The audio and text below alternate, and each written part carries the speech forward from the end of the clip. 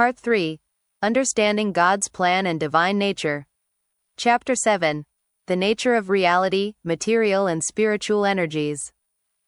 Earth, water, fire, air, ether, mind, intelligence and false ego. Altogether these 8 constitute my separated material energies. Besides this inferior nature, O mighty armed Arjuna, there is another, superior nature, consisting of the living entities who are exploiting the resources of this material, inferior nature. Bhagavad Gita 7.4-5. The ultimate reality check. Have you ever wondered what reality actually is? Not the surface level of daily routines and social media feeds, but the fundamental structure of existence itself? What's really going on beneath all the appearances? Most of us go through life taking reality for granted. We see trees, feel emotions, interact with people, and assume we understand what we're dealing with. But the Bhagavad Gita suggests that we're missing something crucial about the nature of what we're experiencing. It's like spending your whole life watching movies without realizing there's a projector, a screen, electricity, and a whole system making the images possible. You might enjoy the stories, but you're missing the deeper mechanics that make it all work. The Bhagavad Gita offers what we might call the ultimate reality check, an explanation of what existence actually consists of and where we fit into the bigger picture. Krishna as the source code of reality. According to the Bhagavad Gita, everything that exists emanates from a single source that the text calls Krishna. This isn't just another name for God, it represents the complete, personal aspect of the divine that encompasses all other spiritual concepts. Think of it like this: you might experience electricity as light from a bulb, power for your computer, or heat from a space heater. But behind all these manifestations is the same fundamental energy. Similarly, Krishna is described as the source behind both the impersonal spiritual light, Brahman, and the divine presence within everyone's heart, Supersoul, while also being a complete person with form, personality, and relationships. The 3 aspects of the Absolute. The Bhagavad Gita describes 3 progressive levels of understanding the divine. Brahman, the impersonal spiritual energy, like an ocean of consciousness and bliss. Supersoul, Paramatma, the divine presence within every heart, witnessing all thoughts and actions. Krishna, the complete supreme person who is the source of both the impersonal energy and the localized presence. It's like understanding water as H2O, the basic component, as the substance that sustains all life, the function, and as the ocean itself with all its depths, currents, and life forms, the complete reality. The 2 energy system, understanding what you're made of. The Bhagavad Gita explains that everything in existence consists of Krishna's energies, which can be understood in 2 main categories. Material energy, the temporary realm. This includes 8 basic elements that make up the physical and mental world we're familiar with. The gross elements. Earth, all solid matter. Water, all liquids. Fire, all energy and heat. Air, all gases and movement. Ether, space itself. The subtle elements. Mind, the faculty that processes thoughts and emotions. Intelligence, the capacity for discrimination and decision-making. False ego, the sense of separate identity, I am this body, this role, this personality. Everything made from these elements is temporary. Your body, your current personality, your social roles, your possessions, they're all real in the sense that they exist and have effects, but they're also temporary like scenes in a movie. The illusion factor. The material energy has a fascinating quality: it can make the temporary seem permanent and the limited seem unlimited. It's like being so absorbed in a virtual reality game that you forget you're wearing a headset. This isn't necessarily a problem unless you base your entire sense of identity and happiness on things that are by nature temporary and changeable. Spiritual energy, the eternal realm. Here's where it gets really interesting. You, the real you, are not made of material energy. You're made of Krishna's spiritual energy, which means you're fundamentally eternal, conscious, and blissful by nature. Think of the difference between the light bulb, material, and the electricity flowing through it, spiritual. The bulb might burn out, but the electricity itself is a different type of energy altogether. What this means practically. If your spiritual energy temporarily functioning through material elements, your current body and mind, several things become clear. Your real identity transcends your current circumstances. Your deepest nature is eternal, so death isn't annihilation but transition. Your capacity for knowledge and happiness is inherent, not dependent on external conditions. You have a natural relationship with the source of all consciousness, Krishna. The field and the knowers, understanding your inner world.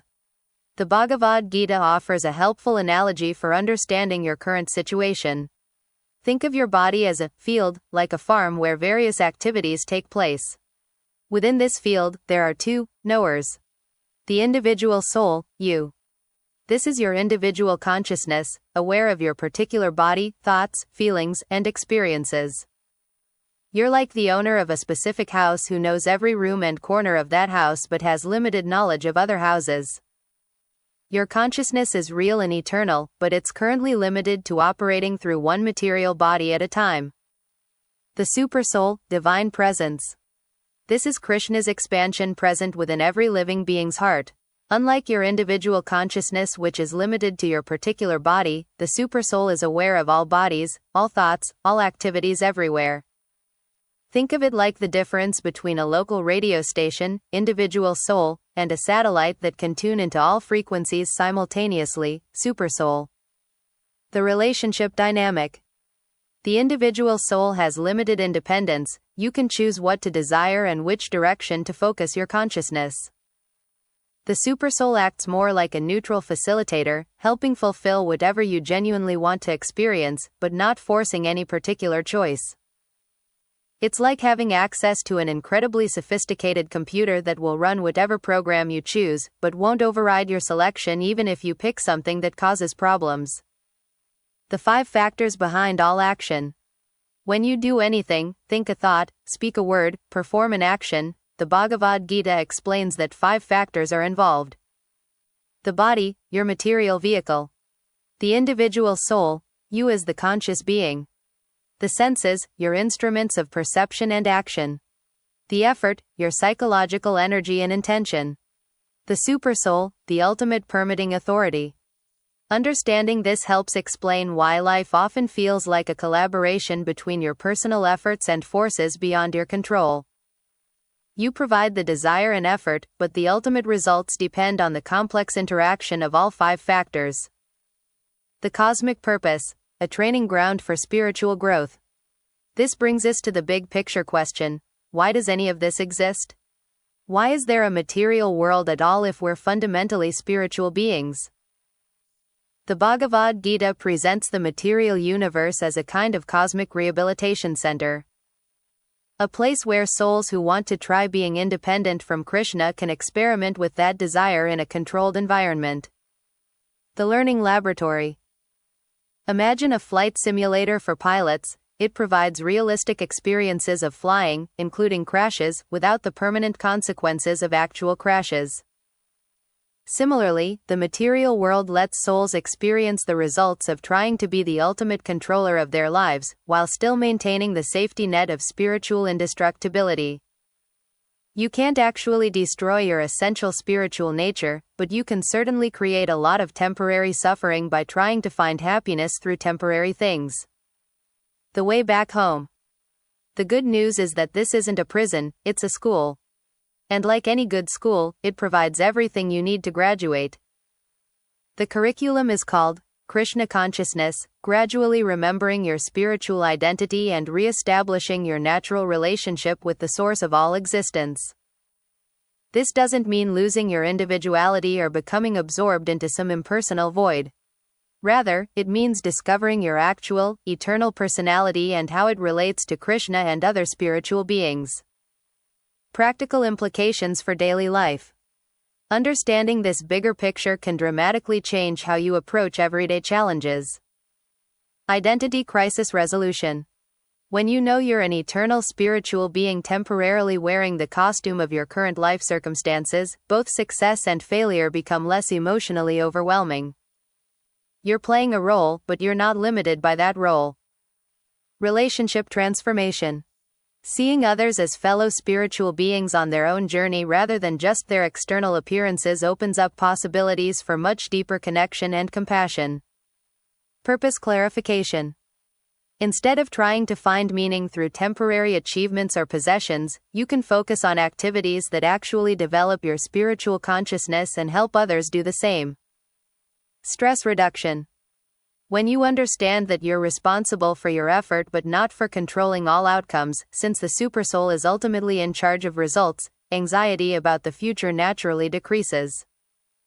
The path forward, practical Krishna consciousness. So how do you actually apply this understanding? The Bhagavad Gita recommends what it calls the easiest and most direct approach, bhakti yoga, or devotional service. This involves remembering your spiritual identity, regular practices that remind you of your eternal nature, prayer, meditation, study of wisdom literature, chanting sacred names. Serving others, spiritual development, using your talents and resources to help other people remember their spiritual identity too. Connecting with like-minded people, associating with others who are also interested in spiritual growth rather than just material advancement. Offering your activities, doing your regular duties, work, family responsibilities, etc., but with the consciousness that you're ultimately serving Krishna rather than just personal agenda. The promise and the process. The Bhagavad Gita promises that anyone who sincerely engages in Krishna consciousness will gradually experience deeper inner peace and satisfaction, develop clearer intelligence and better decision-making, feel genuine love and compassion for all living beings, become free from anxiety about outcomes, eventually return to their eternal spiritual home. This isn't about perfection, it's about direction. Every step toward remembering your spiritual identity moves you closer to the happiness and peace you're actually looking for. The process is compared to treating a disease with the right medicine and proper diet.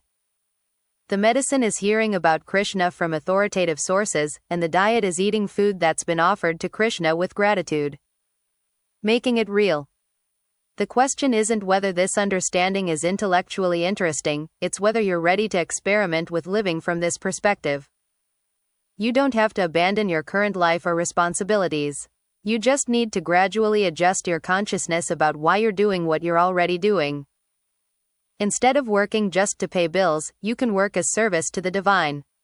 Instead of eating just to satisfy hunger, you can eat with gratitude to the source of all nourishment. Instead of relating to people just based on their external roles, you can recognize the spiritual being within each person.